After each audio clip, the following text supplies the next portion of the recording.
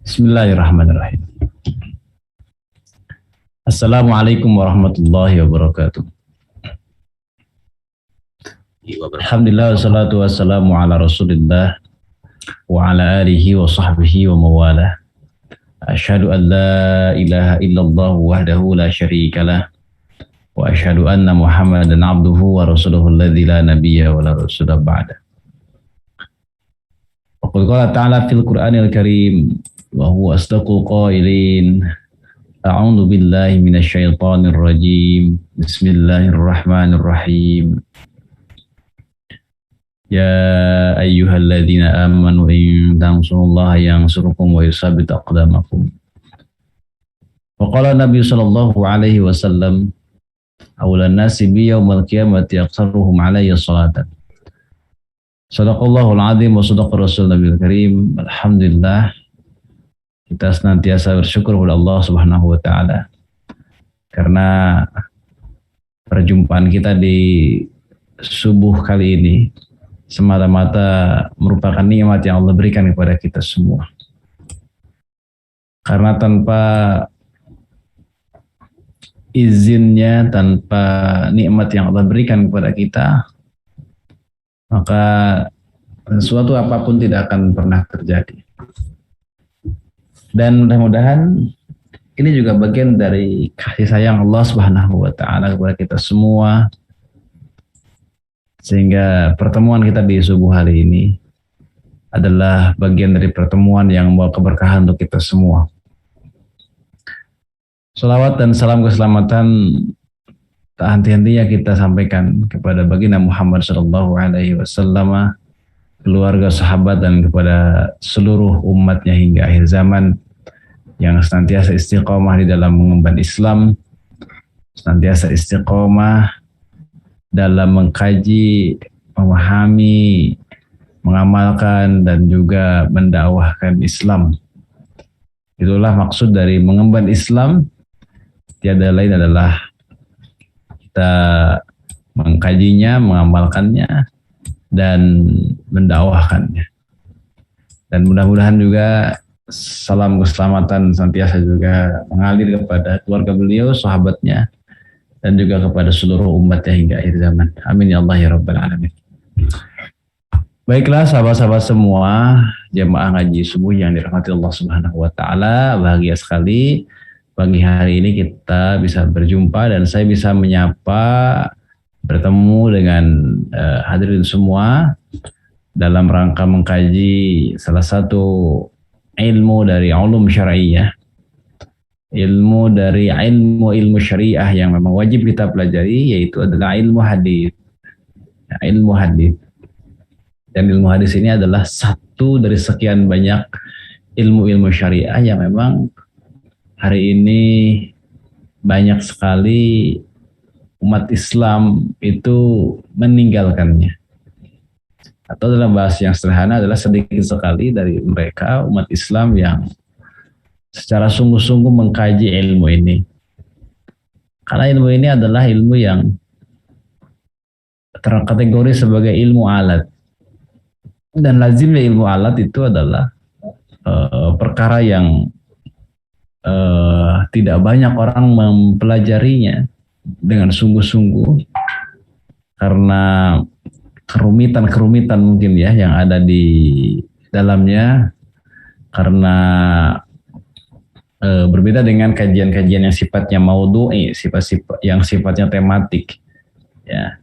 Yang sifatnya tematik itu lebih mudah ya orang untuk ikut serta menelaahnya, mengkajinya, meneladaninya, bahkan mungkin terasa memiliki manfaat langsung ya dalam bentuk amal misalnya. Kalau ilmu alat itu tidak demikian kan, namanya juga alat, maka dia itu adalah sarana untuk bisa memahami ilmu-ilmu yang lainnya. Mirip seperti ilmu usul fikih dan juga bahasa Arab ya, karena ketiganya ilmu alat.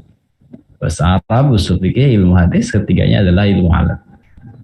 Alhamdulillah, ini nikmat dari Allah Subhanahu wa taala Kita istiqomah untuk terus mengkaji. Sudah beberapa kitab kita selesaikan dan alhamdulillah kita sekarang masuk ke kitab yang selanjutnya, yakni kitab yang ketiga kalau tidak salah, yakni kitab Nukhbatul Fikar karya dari Al-Hafiz Ibnu Hajar Al-Asqalani rahimahullahu ta'ala. Baik sahabat-sahabat semua, hari ini insyaallah kita akan lanjutkan. Minggu lalu kita bahas sampai dengan hadis marfu', mauquf dan maqtu kalau tidak salah ya. Hadis marfu, mauquf dan maqtu. Maka hari ini kita akan lanjutkan. Silakan dibuka kitabnya.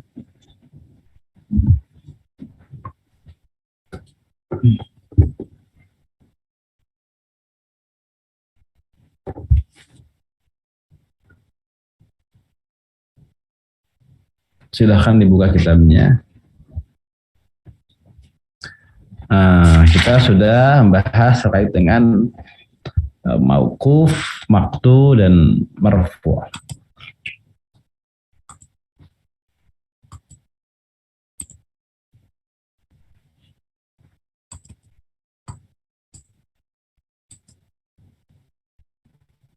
Nah, ini dia ya. Kita masuk ke bahasan ini sekarang, insyaallah. Sebelum Ali dan Najil, kita ada satu bahasan ya. Jadi terkait dengan al-musnad. Bismillahirrahmanirrahim. Qala al-musannifu rahimahullahu taala wa nafa'ana bihi wa bi ulumihi wa bi ulumikum fi dharain amin ya rabbal alamin. Wal musnadu marfu'us sahabiyyin bisanadin zahiruhu al-ittisal. Yang bahas berikutnya setelah kita membahas hadis marfu, maqtu ya, marfu, mauquf dan maqtu. Maka berikutnya adalah kita akan bahas tentang musnad. Yang dimaksud dengan hadis marfu adalah hadis yang disandarkan, diidofatkan kepada baginda Muhammad sallallahu alaihi wasallam. Hadis yang disandarkan, diidofatkan kepada baginda Rasulullah sallallahu alaihi wasallam. Jadi itu merupakan takrir, kemudian perbuatan dan sabdanya Rasulullah sallallahu alaihi wasallam. Itu marfu'. Kemudian ada yang disebut dengan hadis mauquf, berarti itu hadis yang disandarkan langsung kepada para sahabat ya. Dia adalah perkataan kemudian perbuatan dari para sahabat radhiyallahu anhu. Ya, jadi misalnya perkataan Umar bin Khattab, perkataan Ibnu Mas'ud ya, perkataan Ali bin Abi Thalib, perkataan Ibnu Abbas dan lain sebagainya. Maka semua yang disandarkan kepada para sahabat Nabi Shallallahu Alaihi Wasallam disebut dengan hadis mauquf. Yang ketiga disebut dengan hadis maqtu. Maqtu itu berarti hadis yang disandarkan idofatnya, mudhofnya itu adalah para tabi'in atau tabi'ut tabi'in. Nah, jadi mudhofnya adalah tabi'in atau tabi'ut tabi'in.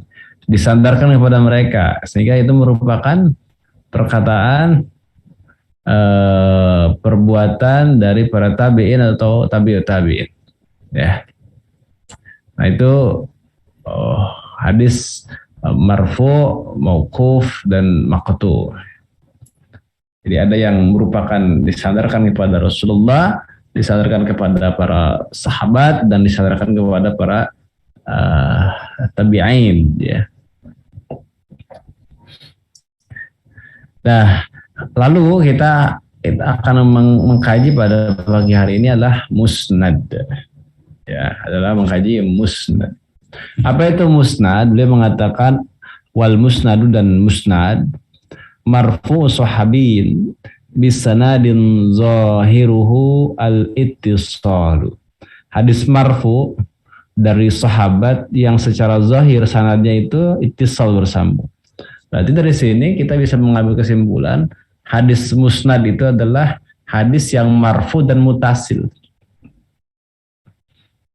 Jelas ya. Hadis yang marfu dan muttasil. Marfu berarti adalah hadis yang disandarkan langsung kepada baginda Rasulullah Shallallahu Alaihi Wasallam. Maka dikatakan di situ adalah marfu dari sahabat. Ya, jadi sahabat yang langsung menyandarkannya kepada Rasulullah Shallallahu Alaihi Wasallam. Jadi sahabat yang menyandarkannya bisanadin dengan sanad yang zahiruhu secara zahir al-ittisalu, yakni bersambung atau ittisal. Ya, jelas ya di sini ya. Jadi kita bisa mengambil satu kesimpulan penting. Berarti musnad itu adalah marfu plus muttasil. Kalau marfu berarti idhofat kepada Rasulullah. Kalau muttasil berarti tidak ada keterputusan, dia tersambung sanadnya. Marfu dan tersambung sanadnya itu berarti musnad. Ya, musnad. Dan kalau kita bicara musnad memang setidaknya ada dua makna sebetulnya. Pertama, musnad itu bermakna jenis kitab. Ya, jenis kitab. Jadi kitab hadis yang mencantumkan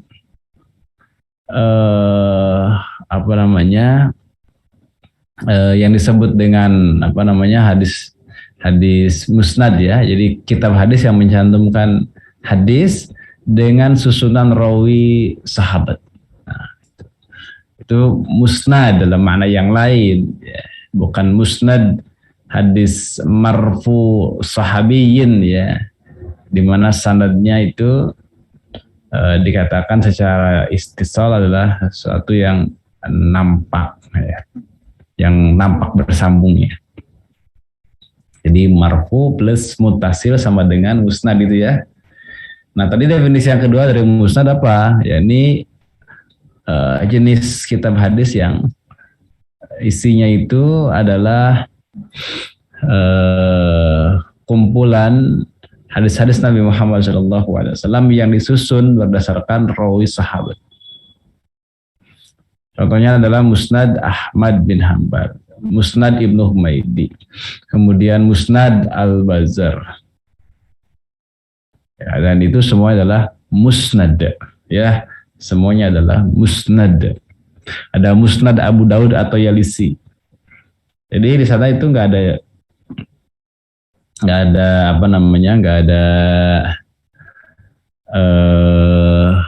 yang disebut dengan misalnya susunan kita berdasarkan kitab fikih, itu nggak ada. Misalnya kitabu Thaharah gitu ya, kitabu Siam misalnya, kitabu Salat, itu nggak ada. Bab-bab fikih itu nggak ada. Tapi langsung yakni hadis-hadis yang disusun berdasarkan daftar rawi sahabat. Nah ini poinnya ya. Berdasarkan rawi sahabat. Baik, itu terkait dengan musnad. Jadi musnad itu memiliki setidaknya dua makna gitu ya di sini. Hadis yang muttasil dan marfu ya, marfu muttasil. Dan yang kedua adalah merupakan jenis kitab hadis yang menghibur hadis berdasarkan susunan rawi sahabat, bukan berdasarkan yang disebut dengan susunan kitab fikih ya. Baik, itulah kurang lebih. Jadi di syarahnya juga tidak banyak dijelaskan berkaitan dengan al-musnad ini. Baik, kalau tidak ada, kita lanjutkan lagi. Nah, sekarang kita akan masuk ke dalam pembahasan sanad yang tinggi dengan sanad yang rendah. Dikatakan di sana, fa in qala adaduhu fa imma ayyantahiya ila Nabi sallallahu alaihi wasallam au ila imamin zi sifatin aliyatin ka syu'bata. Wal awwalu al-uluwul mutlaq wa thani an-nisbiyyu Jadi dikatakan di situ bahwa eh, apabila sedikit jumlah rawinya, fa in qalla adaduhu, apabila sedikit apanya jumlah rawinya. Kan kalau jumlah rawi itu, ya jumlah rawi itu biasanya apa namanya, di di bahasnya adalah berkaitan dengan apakah eh, rawi tersebut, nah gitu, rawi tersebut itu eh, memiliki kualifikasi yang memadai ataukah tidak. Ya, ujungnya kan ke kualitas ya ujungnya. Apakah jumlah rawi tersebut memiliki kualifikasi atau tidak? Sedang bicara tentang kualitas. Begitu ya, tentang kualitas. Kalau kita bicara kualitas berarti sedang berbicara berkaitan dengan apa? Berkaitan dengan eh, jarh atau ta'dil. Ya, tentang jarh atau ta'dil. Nah, kalau di sini kita sekarang akan membahas tentang jumlahnya, benar jumlah. Bukan jumlah tertentu yang berkualitas atau tidak, tapi secara jumlahnya. Nah, kali katakan di situ fa in qalla adaduhu, jika sedikit katanya jumlahnya. Jadi rangkaian rantai rawinya itu, rantai sanadnya itu adalah pendek, sedikit soalnya. Ketika rantai sanadnya itu sedikit alias pendek, maka itu tentu saja eh, apa namanya, jaraknya kepada Rasulullah SAW kan makin dekat ya, karena pendek jaraknya. Nah inilah yang kemudian kita sebutkan di sini nanti sebagai satu jenis hadis tertentu gitu yang masyhur disebut dengan hadis atau sanad Ali ya.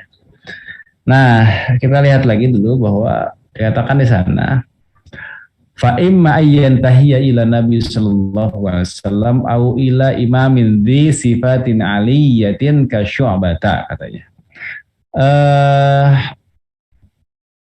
Ada kalanya ya itu berakhir kepada Nabi Shallallahu Alaihi Wasallam atau kepada imam yang memiliki sifat aliyah ya, sifat yang tinggi seperti Syu'bah, seperti Imam Syu'bah di era tabi'ut tabi'in. Jadi berakhirnya itu bisa berakhir kepada Rasulullah, kepada Nabi Muhammad SAW, atau berakhir kepada imam yang memiliki sifat yang aliyah, sifat yang tinggi, gitu ya. Seperti misalnya kepada Imam Syu'bah. Nah,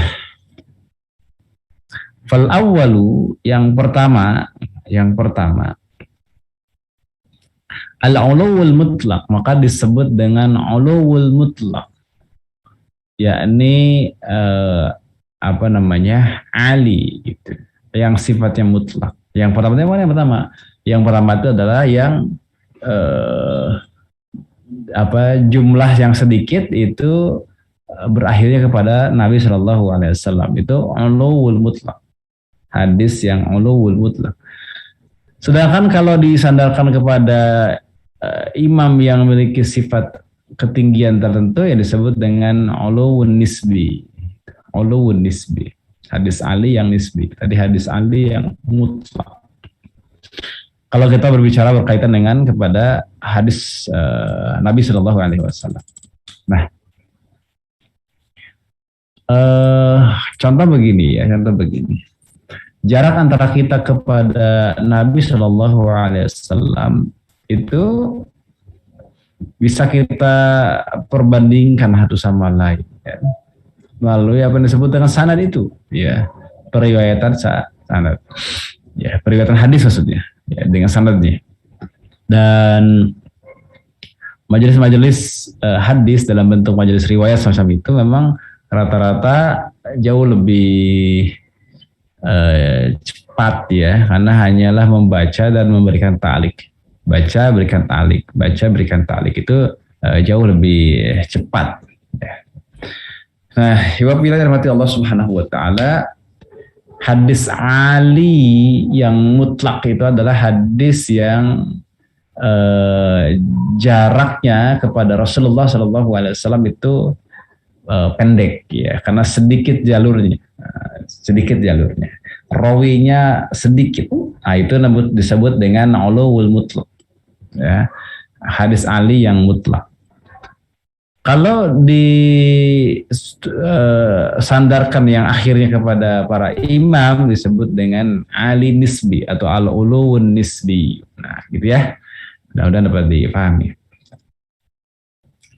Nah, kemudian di dalam pembahasan Ali nisbi gitu ya, yakni hadis yang Ali namun pada kategori yang kedua yakni nisbi ya, itu ada beberapa cabang di sana. Ya, wafihi di sana, yakni pada yang kedua al-muwafaqah. Yang pertama adalah muwafaqah. Apa itu muwafaqah? Wahiyal wusulu ila syaikhi ahadil musannifina min ghairi tariqihi. Yang pertama adalah muwafaqah, yakni sampai kepada salah seorang penulis hadis dari selain jalannya. Nah, gitu. Jadi wusul kepada guru dari salah seorang penulis hadis min ghairi tariqihi, bukan dari jalurnya. Misalnya Imam Bukhari meriwayatkan dari Qutaibah bin Sa'id dari Malik. Nah, apabila kita mendapatkan sanad ke Qutaibah tanpa melalui Bukhari, maka ini yang disebut dengan apa namanya, dengan nisbi ya, dengan nisbi apa Ali yang nisbi, dari itu masuk dalam kategori muwafaqah. Muwafaqah. Iwafila dalam kacamata para pencari riwayat, Ali dan Nazil ini menjadi sangat penting. Ya, jadi para ulama, dan itu diteruskan begitu rupa oleh kaum muslimin ya, untuk terus mencari sanad Ali, sanad yang tertinggi dalam seluruh bidang ilmu. Bukan hanya ilmu yang ilmu yang yang difahami, tapi juga ilmu yang nampak pada amal dan juga pada dalam aktivitas dakwah ya. Ilmu yang bermanfaat itu ilmu yang nampak dalam dakwah ya, dalam amal, yang kedua dalam dakwah. Itulah disebut ilmu yang bermanfaat kan. Nah, ilmu yang tidak demikian, yang tidak memberikan dampak pada dirinya dan juga untuk umatnya, maka disebut dengan hadis, atau disebut dengan ilmu yang tidak bermanfaat kan. Ilmu yang bermanfaat itu yang nampak dalam amal dan dalam dakwah ya. Itu maksud dari ilmu nafi. Nah, dalam konteks para pencari riwayat hadis, mereka mencari riwayat-riwayat yang bukan hanya dia dapatkan begitu saja, tetapi juga dia cari yang paling tinggi riwayatnya. Itu yang disebutkan Ali itu begitu. Paling tinggi riwayatnya. Artinya paling pendek jaraknya. Gitu ya. Paling pendek jaraknya. Jarak kepada siapa? Kalau Ali mutlak, berarti Ali kepada Nabi Muhammad SAW itu paling pendek jalur. Ya, nah, itu mutlak, itu ulul mutlak. Kalau yang kedua, yakni an-nisbi itu nggak biasa. Ya, itu nisbi itu nggak dinisbahkan kepada sesuatu tertentu, dinisbahkan kepada yang lain. Nah, untuk yang nisbi ini memang ada beberapa percabangan karena nisbi ini kan ngitung jaraknya kepada selain Rasulullah Shallallahu Alaihi Wasallam. Gitu. Nah, yang pertama adalah muwafaqah tadi itu. Muwafaqah itu sampainya kita kepada guru dari salah seorang dari musannif, ya, min ghairi tariqihi, ya, selain dari jalur yang ada. Itu muwafaqah. Kemudian yang kedua adalah al-badal, wa fihi al-badal. Wa huwa al-wusulu ila saykhi kadzalik. Yang berikutnya adalah al-badal. Apa itu badal? Badal itu adalah sampai kepada syekhnya syekh seorang adalah seorang, ya ini seorang penulis hadis dari selain jalannya. Jadi modal itu adalah usul sampainya dari gurunya. Akhirnya guru dari gurunya. Dan demikianlah begitu ya. Itu beda ya dengan badal ya. Kalau dengan muwafaqah ya. Badal dengan muwafaqah. Kalau muwafaqah itu kan sampai kepada syekh salah seorang penulis hadis dari selain jalannya. Yang berikutnya adalah badal, yakni usul sampainya kepada guru dari gurunya. Nah, ya, sampainya kepada guru atau syekh dari gurunya, dari syekhnya. Itu ya. Bentuk badal itu. Kemudian yang berikutnya adalah wafihi al-musawah. Ya, al-musawah. Wafihi al-musawah. Apa itu al-musawah? Wahia istiwa'u adadil isna'i min rawi ila akhirih ma isnadi ahadil musannifin. Yang berikutnya adalah musannafah, yaitu sampai kepada syekh, salah seorang penulis hadis dari selain jalannya. Gitu, musawah gitu. Itu namanya musawwah. Jadi rawi suatu sanad hingga akhirnya sama dengan jumlah sanad pada penulisnya. Itu ya apa namanya musawwah itu. Istiwa ada di isna'i minar rawi ila akhirih ma'a isnadi ahadil musannifin. Kita dengan yang pertama ya, dengan badal ya. Kalau musawah ini maknanya adalah jumlah rawi gitu. Ya, istiwa ada pada isnad jumlah rawi dalam satu sanad, jumlah rawi dalam satu sanad hingga akhirnya itu sama dengan jumlah sanad salah seorang penulis hadis. Nah, istiwa sama dengan jumlah sanad dari salah seorang penulis hadis.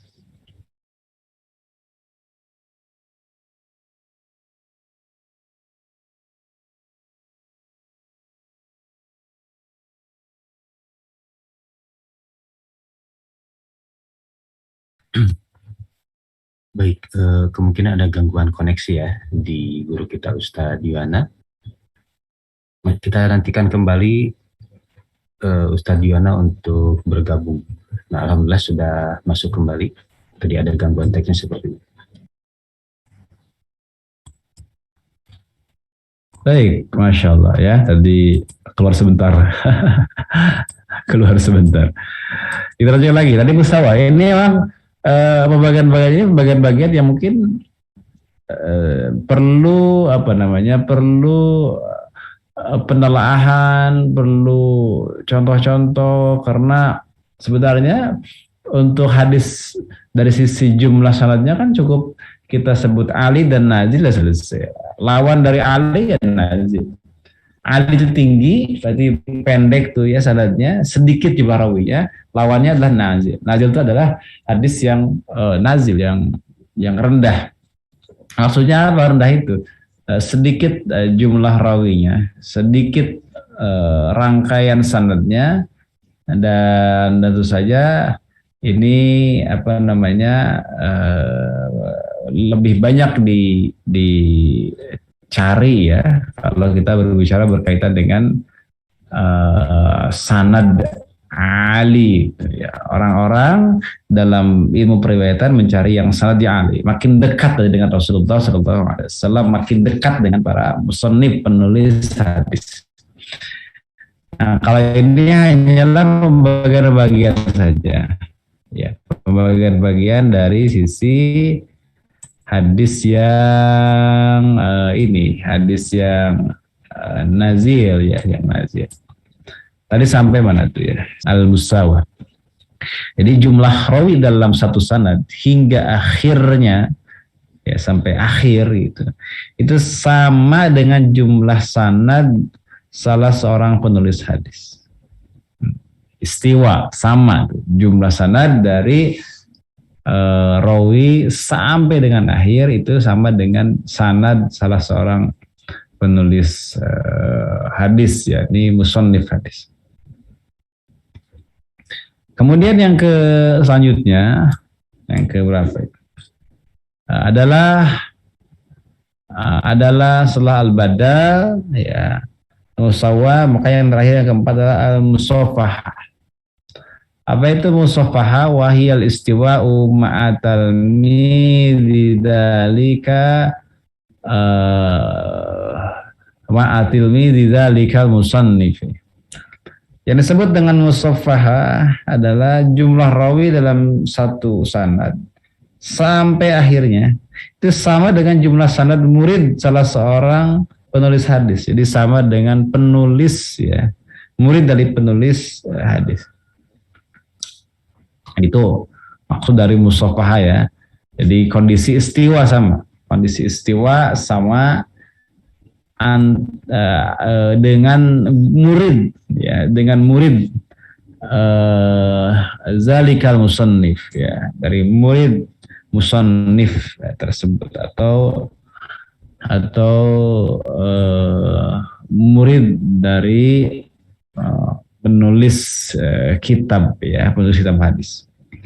Nah itu musafahah ya, jumlah rawi dalam satu sanad hingga akhirnya, jumlah rawi dalam satu sanad sampai akhirnya itu sama dengan seorang penulis hadis ya, sama dengan penulis hadis. Nah itulah macam-macam dari nisbi ya, dari ali yang nisbi. Wa yuqabilul uluwa bi aqsamihi an-nuzulu, dan kebalikan dari ali dengan macam-macamnya itu disebut dengan an-nuzul ya, an-nuzul. Jadi kalau ali itu adalah berarti jumlah rawinya sedikit sehingga karena jumlah rawi sedikit maka pendek ya, pendek. Tapi kalau nazil ini jumlah rawinya banyak, disebut dengan disebut dengan nazil itu karena jatuh ya, jadi jauh, artinya panjang sekali jalurnya begitu ya, panjang sekali jalurnya. Nah itulah kurang lebih ya yang penting untuk diketahui berkaitan dengan ali dan nazil ya. Maka wa yuqabilu ulwa bi aqsamihi an-nuzul ya. Kebalikan dari ali dengan cabang-cabangnya disebut dengan nuzul ya, atau hadis nazil. Baik. Nah, itulah kurang lebih berkaitan dengan ali dan nazil. Selanjutnya udah beda bahasan. Sampai sini dulu untuk bahasan kita pada pagi hari ini. Nanti kalau masih ada waktu kita lanjutkan ya. Bahasan tentang ali dan nazil mudah-mudahan dapat difahami oleh semuanya. Kata kuncinya sebenarnya sederhana ya. Hadis, kalau bicara hadis nih. yang antara kita dengan Rasulullah itu jaraknya jauh lebih pendek, berarti disebut dengan Ali. Kalau jauh lebih panjang, berarti disebut dengan nazil, kan gitu. Ya, misalnya ada majelis riwayat dari seorang syekh, pembacaan ya, dan juga qiraah dan juga ta'lif ya. Itu apa namanya, kalau kita berbicara berkaitan dengan jumlahnya, jumlah jaraknya itu pendek, misalnya sedikit sekali. Nah, itu berarti sudah pada level Ali itu ya. Ini nyebutnya ada Ali yang apa namanya, yang mutlak maksudnya ya, Ali yang mutlak. Jadi dia lebih dekat pada Rasulullah SAW. Sebenarnya ada masih yang menyelenggarakan majelis sama'i riwayat dari Sahih Bukhari misalnya. Itu ya selama seminggu biasanya full pembacaan dan ta'liq ya, baca dan ta'liq. Jadi pembacaan isi kitab, yakni hadis-hadisnya sampai akhir, bayangkan. Kemudian diberikan ta'liq yang apa namanya, yang memadai, yang secukupnya. Nah itu yang disebut dengan nazil ya, kebalikan dari Ali. Jadi misalnya jaraknya kepada Rasulullah lebih pendek, lebih apa namanya, lebih dekat dengan Rasulullah, maka disebut dengan hadis Ali. Ya, kalau kebalikannya nuzul atau hadis nazil, gitu ya. Dan itu dalam keseharian kan biasa kita lakukan demikian ya. Bedanya ada yang kita kedepankan, ada yang kita apa namanya ke belakang. Nah di sini kalau kita berbicara berkaitan dengan aspek sanad Ali dan nazil, itu ya berdasarkan pada murni pada jumlah rawi tersebut adalah masih dalam kategori apa namanya itu, dalam kategori yang jaraknya dekat ataukah jauh. Kalau dekat disebut dengan Ali, kalau jauh disebut dengan nazil. Mana yang lebih baik antara sanad Ali atau nazil? Itu sanad Ali yang lebih baik. Tapi tidak ada jaminan sanad Ali itu semuanya sahih, rawinya adalah thiqah, nggak ada jaminan. Yang terbaik tentu saja adalah sanad Ali yang semua rawinya thiqah. Sudah Ali thiqah lagi gitu. Ali thiqah. Itu yang lebih baik ya. Hanya memang tadi tidak ada jaminan bahwa sanad yang lebih Ali itu lebih thiqah. Ya. Itu hanya menggambarkan bahwa sanad Ali itu adalah apa namanya, jalurnya, jaraknya pada Rasulullah dekat gitu. Ya, jaraknya pada Rasulullah Shallallahu Alaihi Wasallam dekat. Kebalikannya an-nuzul ya, atau hadis nazil, itu berarti jaraknya kepada Rasulullah itu lebih jauh ya, dengan apa yang kita pahami dari apa namanya pembagian Ali dengan nazil ini ya, itu. Jadi memang tidak ada jaminan Ali itu lebih sahih daripada nazil, tetapi di antara yang sahih tersebut tentu saja orang mengejar keberkahan dari sanad yang Ali gitu ya, sanad yang Ali. Ya, karena jauh lebih dekat ya. Misalnya kalau juga kita meriwayatkan hadis dari hadis Arba'in Nawawi misalnya, nah, itu kan bisa kita hitung berapa jarak kita sampai ke Imam Nawawi. Ada yang misalnya punya sanad Ali, itu jaraknya lebih dekat daripada kebanyakan orang. Nah, dikejarlah itu biasanya. Dikejarlah orang yang memiliki sanad Ali, ya, sanad Ali untuk